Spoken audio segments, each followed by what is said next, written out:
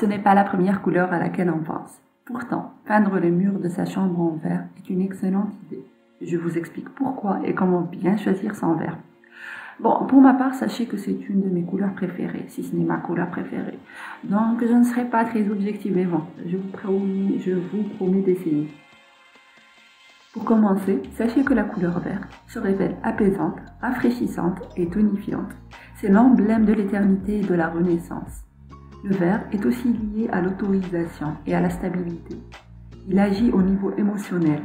Il est équilibrant, neutralisant et aide à soigner d'anciennes blessures affectives ou émotionnelles. Il apporte ainsi la paix intérieure.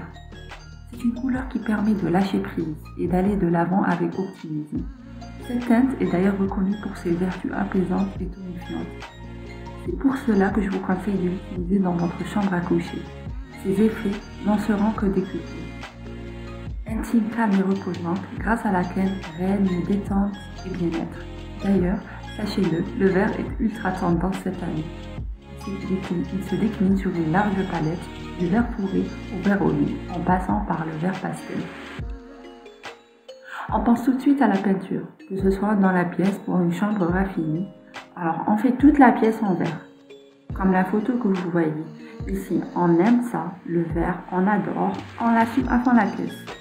Les murs, les rideaux, tout est en vert, avec un petit parquet en bois qui fait toute la différence. Vous pouvez aussi opter pour un seul mur en verre, pour un style plus contemporain. C'est moins entêtant et c'est plus dans l'air du temps. Il est très important de bien choisir les associations de couleurs que vous allez faire. Ne mariez pas n'importe quelle couleur avec le vert. Si vous avez peur de vous rater, je vous conseille le blanc, ça marche à tous les coups. Aussi, le vert se choisit selon les styles de déco recherchés. Vous pouvez opter pour des motifs fleuris, exotiques ou vintage. Le rendu final ne sera pas du tout le même. Dans le cas où votre chambre est petite, préférez le vert clair, qui apportera de la clarté tout en intensifiant son effet. Sinon, si votre chambre est grande, vous pouvez tout oser, mais vraiment tout.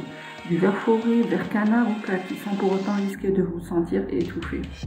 Pour un style plus scandinave, on l'associera avec du taupe, du bois ou du marron. Si vous êtes à la recherche d'un effet chic, raffiné, je vous conseille de l'associer à du doré. Vous pourrez utiliser des motifs dorés qu'on va venir peindre par-dessus le vert, comme dans la photo qui suit, ou bien en utilisant un adhésif doré. Ça fait effet immédiatement, par contre, veillez à bien le poser. Ce sont les détails de finition qui vont faire toute la différence. Enfin, pour les plus audacieux d'entre vous, vous pourrez associer le vert à des notes orangées, pour un effet plus arty. Voilà. Si vous utilisez le vert, faites-le moi savoir dans les commentaires. Salut!